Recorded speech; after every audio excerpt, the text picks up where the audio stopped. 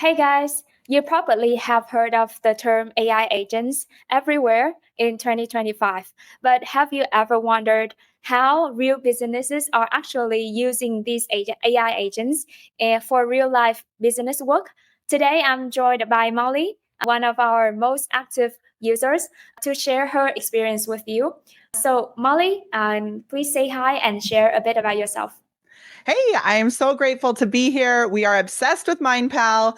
Bam, you've just been so helpful for our community, and I'm so grateful for everything that you and the team have built. I have a company called The Prepared Performer where we help experts to be able to amplify their awesome using AI to create content that converts. More fun, more money. It's great. Thank you so much for the introduction. So you said that you use AI to amplify people's awesomeness via Yeah. content. How Yeah. exactly are you doing that? Well, first of all, the trick is that we help them to figure out who they actually are as human beings. And I think that's one Mhm. of the biggest mistakes that people are making with AI is that they're just slapping, some information into ChatGPT and creating content that I think creates zombies on the internet. We have a very Uh-huh. different approach. And we still think that you can batch create, you can do things using AI and automation. But the really important thing is that you figure out your unique differentiator first. And a lot of that comes from who you are as a human. It comes from what you stand for. It comes from getting really specific about the people that you're serving. So we're kind of a human first, AI first, play first company. So after you have helped people better understand themselves and their business, in order to start working with AI, how do you actually integrate AI into your clients' work? Yeah. So we have a system called the spotlight effect, which I'll be showing you more about today. And what this does is it helps you to really figure out what is the messaging that you want to use to communicate that awesome to the rest of the world. Once we get Okay. that spotlight effect really dialed in, we go through a standard process every month to create content, which is where we identify the buying beliefs of your ideal client, what they need to believe in order to make a purchase from you. And we create content based on that. So we have all of these agents that we're stacking together that starts with this spotlight effect. Then we bring in another workflow that we have, but we have something called the super prompt. And Uh-huh. this super prompt with MindPal can actually run on repeat. It can just Mm. trigger itself and it'll send you an email with all of your content ready to go. Or if you're really fancy, you can start posting or scheduling things right away. Why don't you show us that workflow right away? Hooray! Okay. So Uh, this is our spotlight effect. And this is something that I actually created while flying to England. And I did it myself within ChatGPT. I was really trying to get specific around what our messaging is. And we really believe that AI is great, but what you have to add into it is your weird. So you have to figure out what makes you weird and combine that with AI in order to really stand out. And so I wanted to figure out a way to really come up with our unique messaging. And so this is the process that I went through. So this is the backside of the spotlight effect. And if you've never used MindPal before, the thing that's so cool about MindPal is that it combines multiple AI assistants together and it starts to make them agentic because they can start to communicate with each other without you having to intervene. What I've done is here at the top, I've put in the user input. Now, remember, I said you've got to figure out what makes you weird and the things that you stand for and all of that. We have a separate exercise that we go through called the quesadilla of awesome, where you really get clear about who you are as a human being. I'm not going to walk you through that today. I'll just show you where you could add that in here if you have it. And in this user input section, we're asking for first name, last name, email, because this actually sends you an email at the end of the process, which is really awesome. And then what's your business name? And then what are you selling? And then what industry trends are you noticing? So this is where it starts to get really specific around the different industry trends and ways that you can specifically stand out and put that spotlight on your business. Then it moves into what values and ideas are important to you as a human. Again, we're identifying the things that make you unique and makes you different as we're weaving those into your company and your brand. Then tell a little bit more about your ideal client. And notice these ones at the bottom are really optional. They're not required, but the more specific information you give to this, the more it's truly going to align with who you are as a company. The example I'm going to show you today is a made up company. It's kind of silly, but you'll get the idea and see how the more specific you are on this side, the better results you'll get in the end. What makes your company different? Again, if you're not sure, and that's why you're doing this exercise, you can leave that blank. And then you can add a website or sales page, which is great because MindPal allows you to put a URL here. It will then pull all the information from that URL. It is awesome. And then we teach our clients to have what we call your company details document. This is like your brand Bible. It has your brand voice. It has your ideal client. It has a whole unique messaging thing that we do for all of your products and services. And it's all in one big document. So all of our clients have that document and they load it straight into AI and it makes things so much easier. For the example I'm going to show you today, I'm not actually using that document because I'm using a fake company. So notice it's also not required.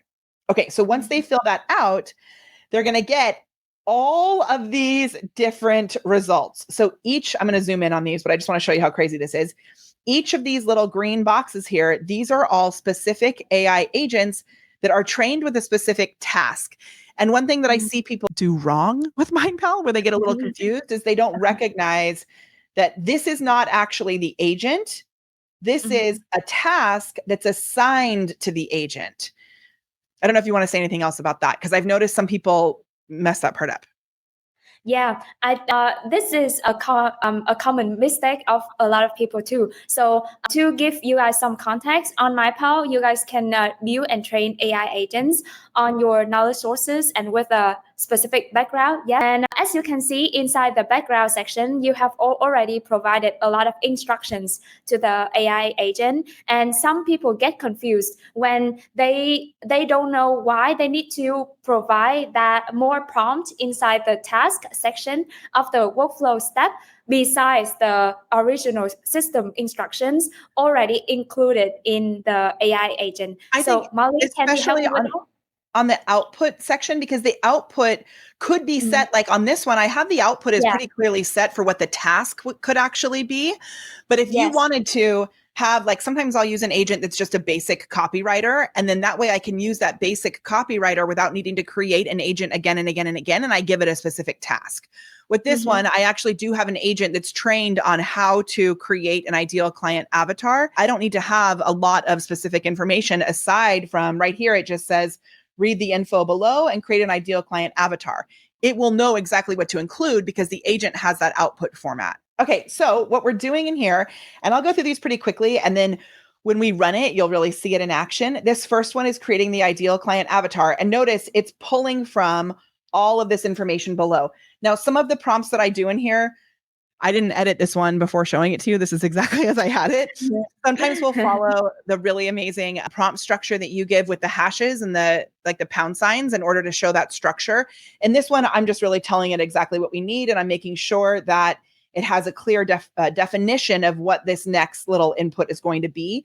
I think it's really important that you say what you're sharing. So if you do like company details and nothing is there, it's not going to know. But if you have the PDF without explaining what it is, I think that can be a little tricky.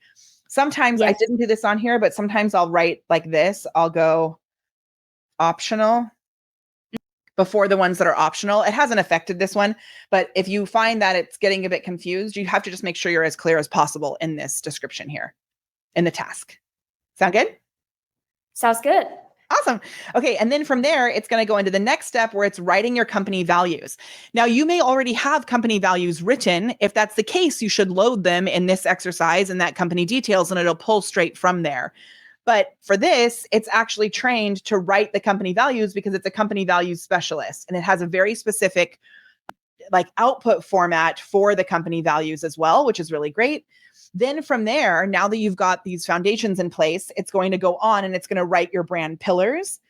Then and these are like content pillars that you can use when you're speaking on stages, when you're creating content for social media and blog posts, that gives you a really defined set of categories that you can talk about, which I think is so helpful.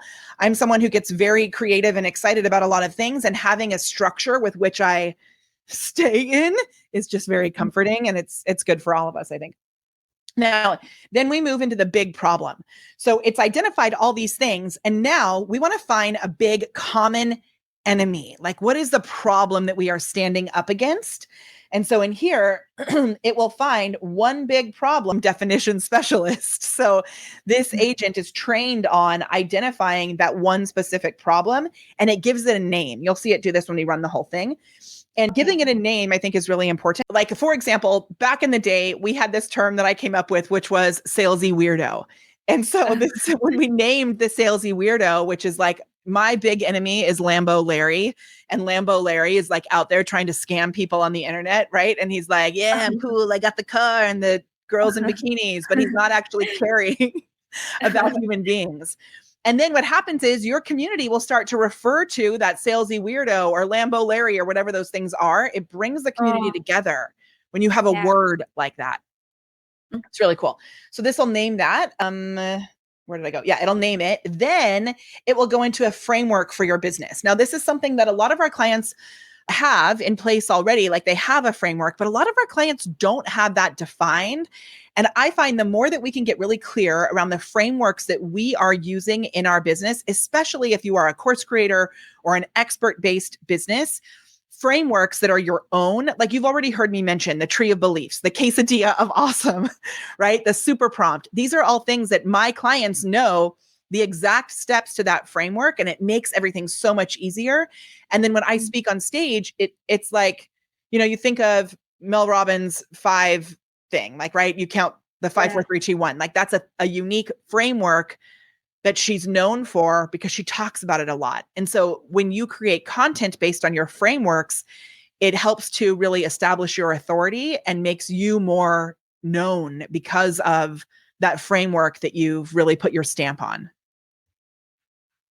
So that's awesome. That gives people something to remember when they think about you. And like I have a book called Aify Your Business, and in my book I have a lot of these frameworks. And I know like our mutual friend Onyx Singal, he talks a lot about how that book funnel, or that thing that you create as your first, like your IP, having that out there as an expert, it makes everything kind of unfolds. But if you don't have a framework underneath it that is truly yours, I think it becomes a lot harder to create a webinar or create a book or create a signature talk. And so that's why this spotlight effect is so foundational for everything else we're doing. And that's whether you're, a coach or course creator, or even if you are selling a product, having that framework behind it that makes that product really unique because it's supported by a method that is like really, really, really good. So then we move into creating an enemy hero map, and this creates several enemies. So these are concepts, ideas, practices, things that are happening in the world, things that are happening in your niche that you stand up against. And you'll see it when I put this into action. You'll kind of see how that one works. It's really awesome. And then it's going to write a hero's journey. So this is kind of like story brand style. And it writes the hero's journey for your ideal client. And you can see in here, you are not the hero.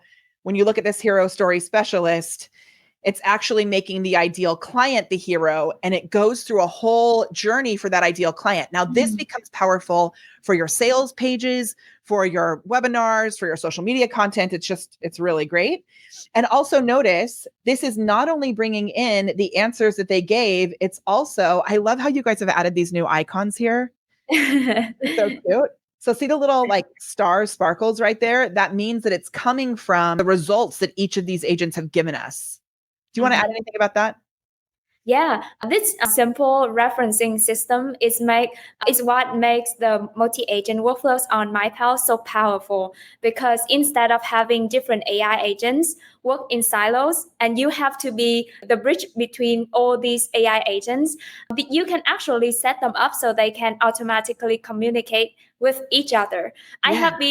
I have seen a lot of the customers who previously relied on ChatGPT or Claude alone, and they have shown me a typical process of them. They have different projects, or they have different GPTs, and they would have to switch tab from tab and copy paste a bunch of AI results just to get something done. But with MindPal, if you have a process like this, you can totally define how these AI agents should talk to each other or pass the data from each other, and that's just automated the whole thing. Like imagine for onboarding a new client, if you're a service provider, I mean, we have a client who's a Facebook ads agency, and they used to take forever to onboard new clients, but we built them a whole workflow that when their new client comes on, this whole thing can happen. And all of a sudden, everything is dialed in for them. So not this, they don't do the spotlight effect, but they have their whole all the process that they were doing manually to set up the client for Facebook ads, it now can be done all in one swoop, and you can go do things you love and not have to be here. I think you should take the time to slowly review it afterwards, but initially creating it is just so awesome. And the way that you do that is so easy. So this changed it recently on MindPal. And if you've missed it, I'm just going to show you real quick. Down here, if you type the @ symbol, see how it said, see how it says mention anything right here? Right? You can actually literally mention anything. And so all of these things like this is from the workflow nodes. These are what the agents will create. You can bring all those in, the human input fields. And then it's even cooler because you can pull in your knowledge sources here. You can also pull in your brand voice. These different tools are all available in here. It is pretty. All the agents, like you can pull in all kinds of stuff inside here. Actions outside and other tools. It's really, really cool. Do you want to say anything else about that? Yeah, thank you for highlighting this new improvement on MyPal. So actually, Molly has been using us for a long time, and when she first started on MyPal, you can only mention what's happening inside the current workflow. But after a while, we started noticing many customers they want to manually call some knowledge sources or tools within a workflow step for a couple of reasons. One is that by specifying that exact tool or knowledge source you want to refer to, that makes it more reliable for the AI to remember and actually refer to that when it runs the task. And second, some customers they want to customize the knowledge sources or the brand voices an AI agent should use depending on a workflow. So for example, they may have the same AI agents, but put inside different workflows for different clients. For example, the agent should use a different brand voice or knowledge base. And So that way that's you why don't we have to completely rebuild the agent multiple times. Yeah. I think it's so helpful. It's so Thank helpful. you so much. I have a question. Why would someone bring in, this is one thing I haven't done really. Why would someone bring in another agent inside this task for that agent? This is because on MyPal, we have a feature that is still in beta, but you can try that out, sub-agents. When you have this main agent doing this job, you can actually assign some sub-agents to this main agent so that this main agent can always call the sub-agents whenever needed to do something. So for example, one of the use cases you can think of is if the agent is, let's say, an SEO blog post writer, and there you also have another AI agent called SEO keyword researcher, for example, and that blog post writer can actually summon the keyword research writer to generate keywords, and the result would be passed on to the main agent to keep doing its work. So that's what this mentioning AI agents inside another agent is all about. It's so cool. So I've used it inside of a chat, but I've never used it inside of the workflow like this. I love it. There's just so many amazing possibilities. So this is the hero's journey, like we talked about. Then it's going to go through and it's going to write your unique value proposition. Now notice this unique value proposition is only written after we've done all of these other things on the top. So it really has a lot of information about what makes you and your company unique. Then it creates a list of hooks and slogans. And I love this one. You'll see it. But I gave it all these different types of slogans. It's like really, really good. And then it creates a final enemy avatar. So we've already talked about the hero and enemy thing, but this enemy avatar, I haven't done this yet, but my plan is that I'm going to post. I've created some of them. I just haven't posted them yet. My plan is that I'm going to take this enemy avatar and really make it an enemy that I can argue with. And I keep all of my content very positive, but I think this is going to be so funny with this enemy avatar that I'm standing up against. And I've taken this enemy avatar description and I put it into Heijen, and I created a video in the voice of this enemy avatar. It is so good. I love it. So it's going to tell them that this whole thing is complete. I used to have it give a summary at the end of all of these different steps, but I think I was just using way too many tokens because it was like bringing it back in, so I decided to hold off on that one.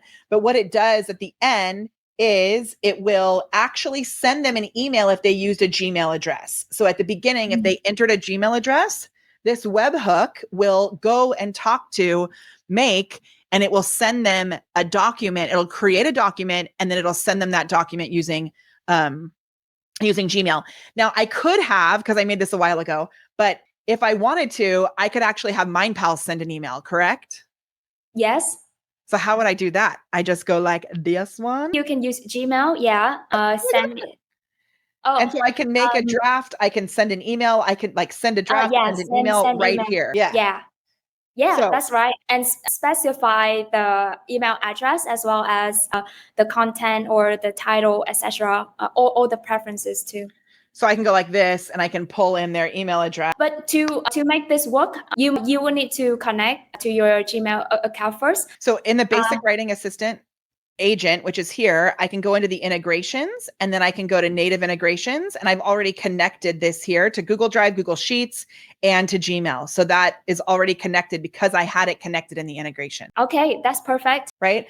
And then here I would say like send an email to this. Actually, what I would really want to do, which I haven't done, is I would use this to create a Google Doc here. So create a document right there.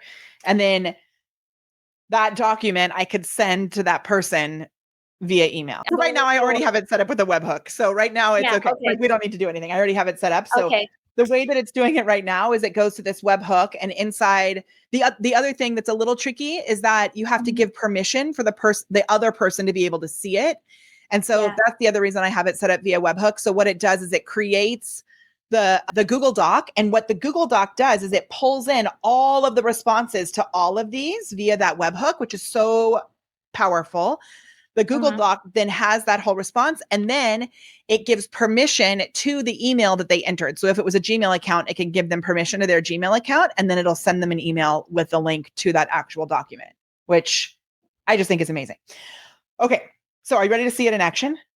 Yeah, I can't wait to see it. This is like a whole SaaS already. So yeah, thank you so That's so true. I don't know why I don't sell this thing. I only have it as a bonus inside our programs, but I should totally sell it someday. We'll see. Okay, so in here, you can see here, they're going to put their stuff here, and maybe I'll make it like a different name, like Sue Dog Lover. Pups in Need is the name of the business. What are you selling? Rescue dog training courses. I'm going to make it courses and family coaching. What industry trends are you noticing? With all the crazy in the world, families need dogs more than ever to help get kids off their phones and into their hearts. That's a good idea. Okay, what values and ideas are important to you as a human? I wrote kindness and inclusivity. Again, I didn't go very deep on this one because it's a made-up company. Tell me a bit about your ideal client, a mom of 2 young kids who wants to get a dog. Great. I'm not going to put the differentiator or the website because I'm just going to have it come up with that. And I don't have a company details document for this fake company. Okay, watch. Very excited. Okay, so notice all I said was a mom with 2 kids, and it's going to tell me she's a 34-year-old female who's married with 2 children, ages 5 and 7. No pets currently, but actively seeking to adopt a dog. So the whole entire thing, she uses terms like fur baby, dog mom, rescue love. In a casual conversation, she has her backstory, aspirational goals, like all of this. What makes her angry? Judgmental attitudes toward rescue dogs or families of pets. Then it's going to go through the family values. So the core value is compassionate inclusion. Great. What it means, we embrace kindness and inclusivity. You notice I said that earlier, right?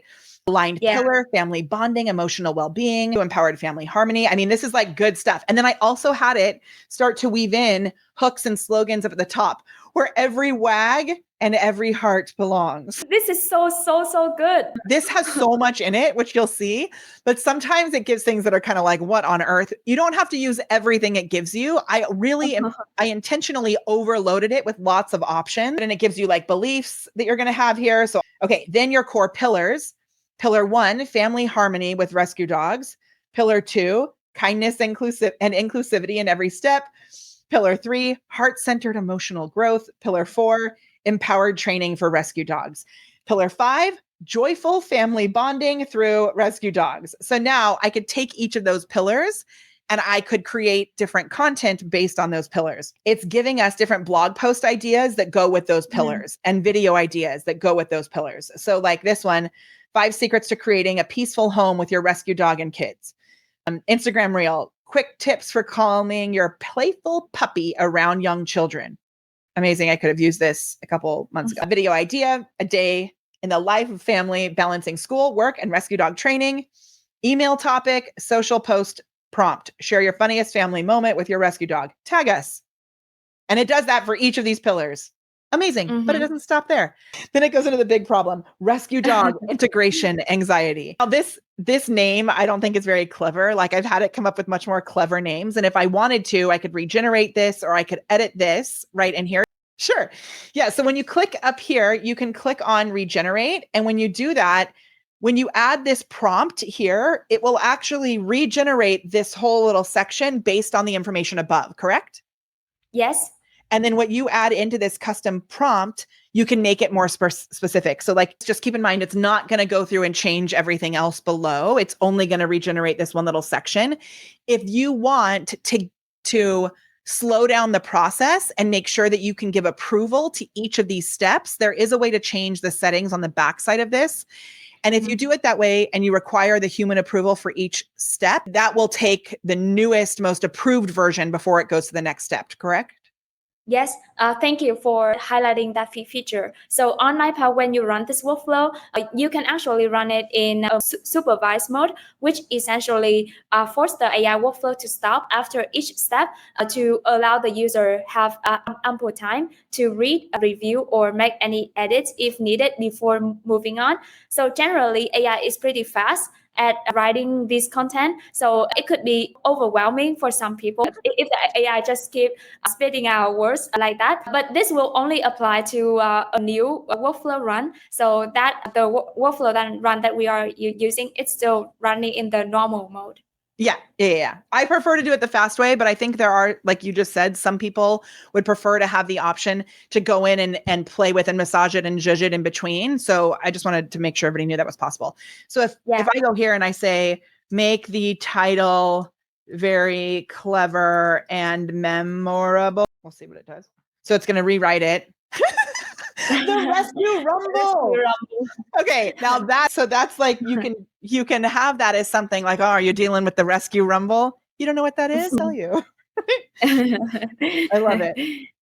Okay, then it's going to create a framework for your business, like I mentioned. So this is the HEART framework. And look at this: heal anxiety, engage everyone, align your expectations, reinforce routines, and thrive together. You could write a signature talk based on this. I mean, this could be a whole month of content. Each week could be based on one of those things. So much coolness. Okay. Now here's the enemy hero map. Okay. So the enemy is this rescue dog integration anxiety, but we know we're going to change this to the rescue rumble, right? Yeah. And then here, the hero is that HEART framework. And then it's going to give you even more. So enemy name, conflicting training chaos, because you're getting information from multiple places. And so then the hero is the empowered family harmony coaching, right? And it goes through and explains why it matters. Like before, people feel overwhelmed, unsure of what methods to use. This one builds family confidence and consistency in training. I love it. Yeah. The rest I love it too. And each of these angles can be turned into a whole campaign or something. 100%. Yeah. Like times a million. Overwhelmed parent syndrome. I mean, you could take this and create all kinds of funny graphics and videos based on this as well. I just think there's so much here. It's amazing. Okay, then it's going to write the hero's journey.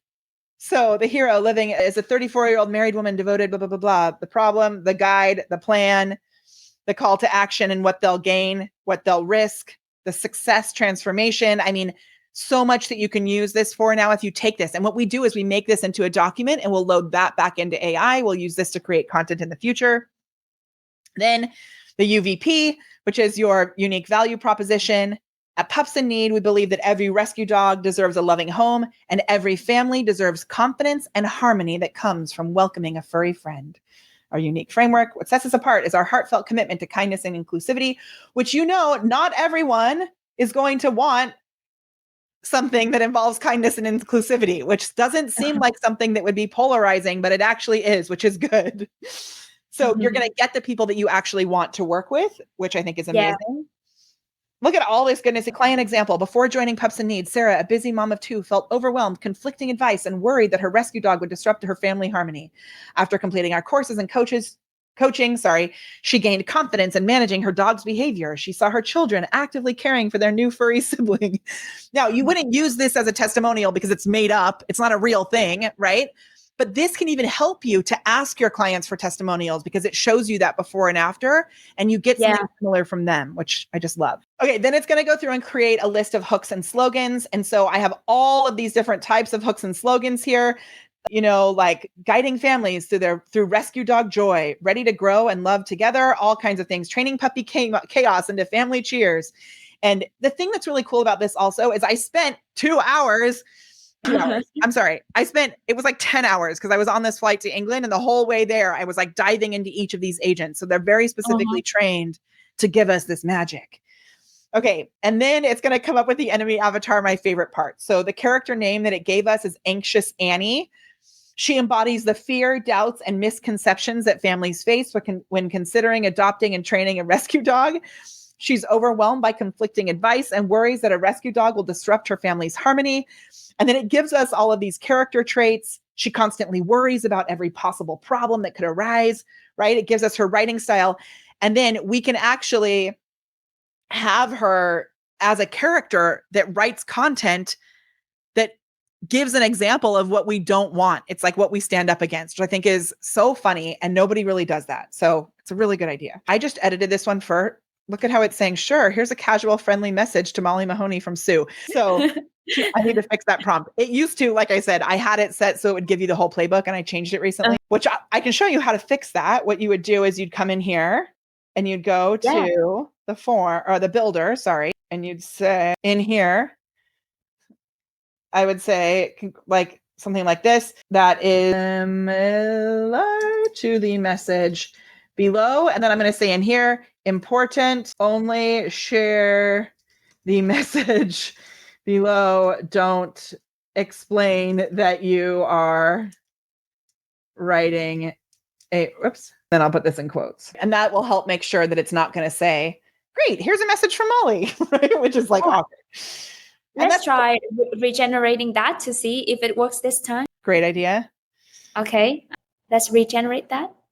And I think I should also change the name of the Spotlight Effect playbook. I should change it to something that says like, you're done. Thank you so much for sharing how to troubleshoot an AI agent in real time like this. If I want to change the title, like I mentioned earlier, which I should have done, I should have said like, you did it, like, congrats, that's it. And now that's saved. You could see that little thing just said changes saved. And so now when I come back over here and I refresh this again, I also love that feature where you're saving everything that you just created. And so down here, congrats, that's it. See how it says that here now? Yeah. Which is going to leave people less confused, because I had someone message me and say, it didn't give me the whole summary. That's because I changed it. And that's it. So I think the most important takeaway is, yes, my system is really, really good and really cool. And like, I'm happy to, let you know where you can get it. But I think the most important piece is that you have an expertise that you can put into a system like this. So sometimes people get worried like, oh, people are going to steal my frameworks. They're going to steal my stuff. The bigger and louder you are about what your frameworks are, the better. Like with all of the changes that are happening on these platforms where like TikTok now owns everything, or not TikTok, whatever, CapCut, is saying, oh, now we have the right to do whatever we want with your content. If you're loud about your frameworks and you're putting it into something like this that you're selling and people know that it comes from you, your je ne sais quoi, your unique value stuff is something that people can't replicate as long as it's truly coming from who you are as a human being. If you're out there copying other people's stuff, it's going to be easy to copy. But if you're really figuring out who you are and really figuring out what makes you unique and magical, it's going to be unduplicatable. Yeah, this is why you say AI is meant to amplify your awesomeness, right? Yes, exactly. Exactly. To bring it full circle. I love it. I have another question actually, as we're here. Can I ask you a question? So I've had people ask like, security wise on the back end, is this going back and training any IP, or how does that work if people have specific settings set with that inside their own ChatGPT accounts or Claude or whatever? Yeah, on MindPal, people can have two ways to power their AI agents. One way is that they can use the default AI on MindPal, but we also have another option for people to bring their own LLM API keys in case they want to unlock unlimited AI credits on MindPal. So if you are bringing your own LLM API keys, these AI agents are running on your own LLM credits. So you need to make sure your settings within ChatGPT or Claude or whatever model you are using, that you don't have somewhere that specify that these companies can use your data. So this is in case you bring your own LLM API keys. But if you just use the default options on MindPal, then we help do that for you already. We are on the highest tier of every single of these AI model providers. So we have all the perks, including like not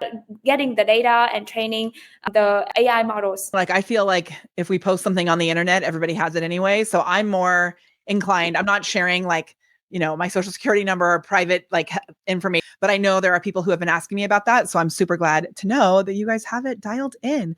And then if you're using like ChatGPT or Claude via API access on the back end, make sure you have your own personal settings for the LLM to be set to however you want it to be for your own personal security purposes. One common challenge with a lot of people when they started building AI agents and multi-agent workflows like this is that they struggle with codifying their frameworks or expertise into AI. How do you help people overcome this? Yeah. This is such a really good question. So we have two very specific things that we do. One is we help all of our clients dial in their brand voice. And this includes knowing who you are as a human. It includes getting very specific about your company details.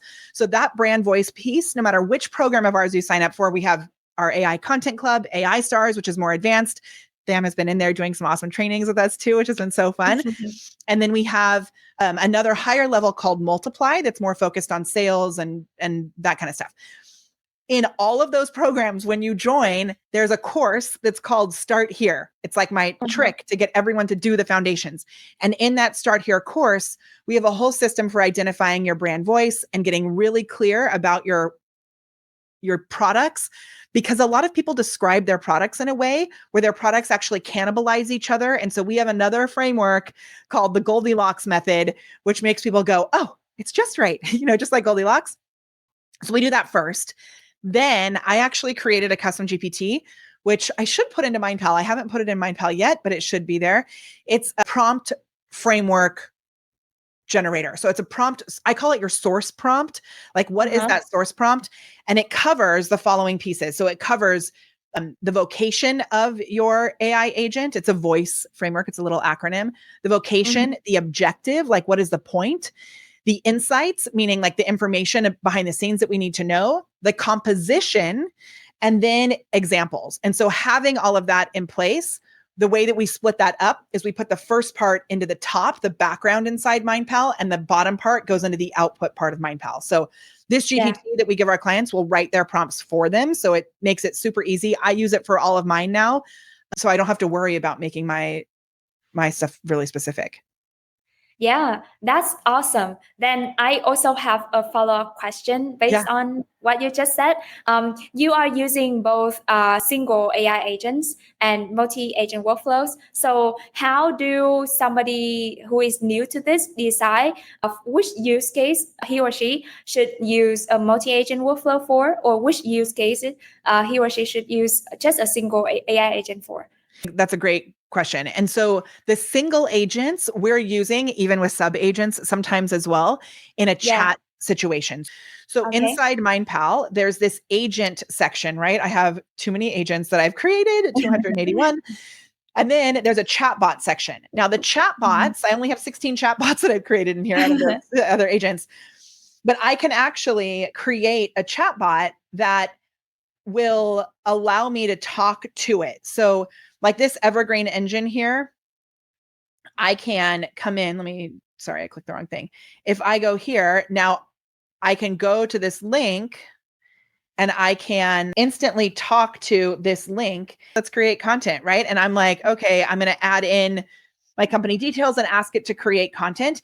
This chatbot, I can talk back and forth to it. And so I have one main agent here and a couple of sub agents that help to identify my brand voice, identify the beliefs I need to create. And then I also have it identify the content. Talking back and forth to it, then I can do that as well. But what I have found is that if I want to have more of a brainstorming type conversation, that's where I'll use a solo agent because I want to really get in and kind of go back and forth. So to sum up, if you want a back and forth conversation, which is often needed in use cases that involve brainstorming, researching, strategizing, planning and stuff, you may use a single AI agent in the chat interface. But if you already have a well-defined process, like the spotlight effect playbook that you have just shared, then turning it into a multi-agent workflow actually saves you more time when running. Yeah, I just think the possibilities are so endless and we love what you're doing. So thank you. Thank you so much.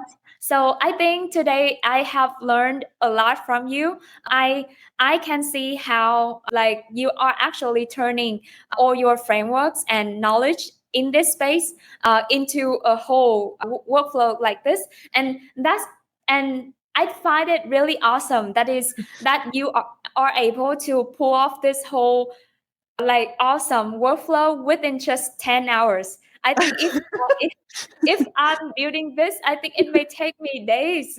That is why I love going on long flights, because I feel like on long flights, I get really focused, right? And I'm like, oh, and then it happens. So yeah, it was pretty awesome. Yeah, thank you so much for sharing this whole workflow with us. Now I can see how like the multi-agent workflow feature on MindPal plus the real insights from a real expert can come together and create something such powerful as this. So thank you so much for sharing with us today. And I believe that a lot of people have learned a lot of things today.